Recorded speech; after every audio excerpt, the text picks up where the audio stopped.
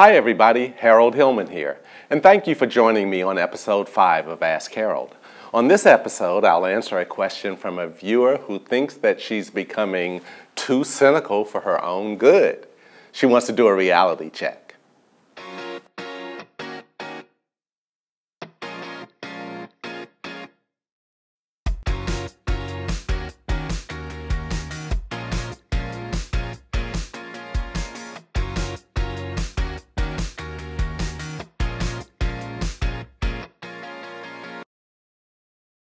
Today we have a somewhat amusing question for our 5th episode of Ask Harold.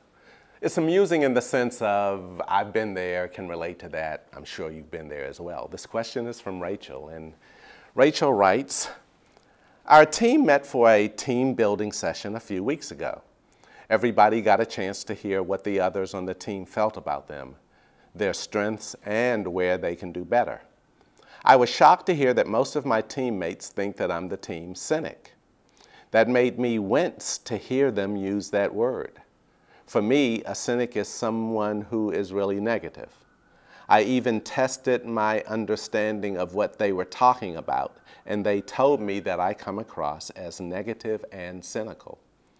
So in order for me to do something about it, I first have to know what cynicism is all about. Appreciate any insight you can offer a cynic who wants to become a recovering cynic. Thanks, Rachel. Rachel, that's a great question. I appreciate that last line there, which is, wow, you certainly don't want people to perceive that you are a drag on their energy. So it really is important to get across this and understand what may be happening. So let's focus on 5 things that I'd like for you to think about. Number 1, know the difference between a skeptic and a cynic. Those are 2 different roles, and they project 2 different energies.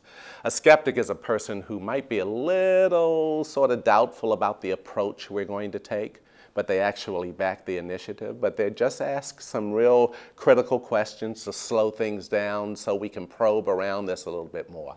A cynic questions the motive. They actually go to the heart of trust, or distrust for that matter. So a cynic is a person who's seen as just somewhat suspect of what everything is about. There's got to be something behind everything.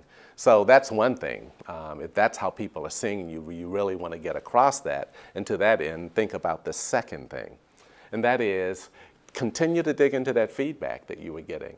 How do people really see you? Here's some things that cynics look like and sound like.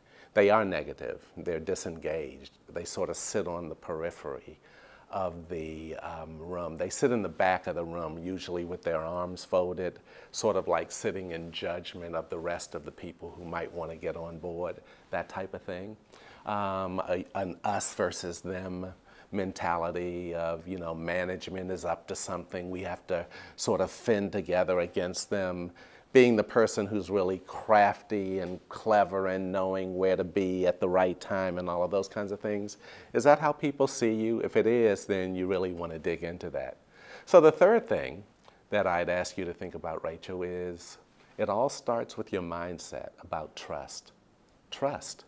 So like, look, if you've been burned before and someone asks you to trust the process or the decision that was made, chances are you're going to be a bit cynical than somebody who's had a bunch of positive experiences.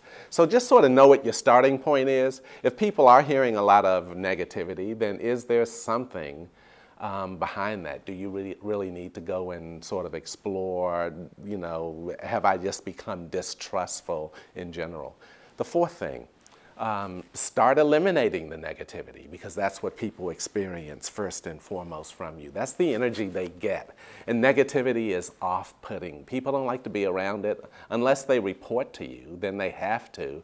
But, you know, do you really want people to be around you only because they have to versus they really want to? So get on top of the negativity. And then the final thing I would suggest you do is to put more skin in the game, Rachel.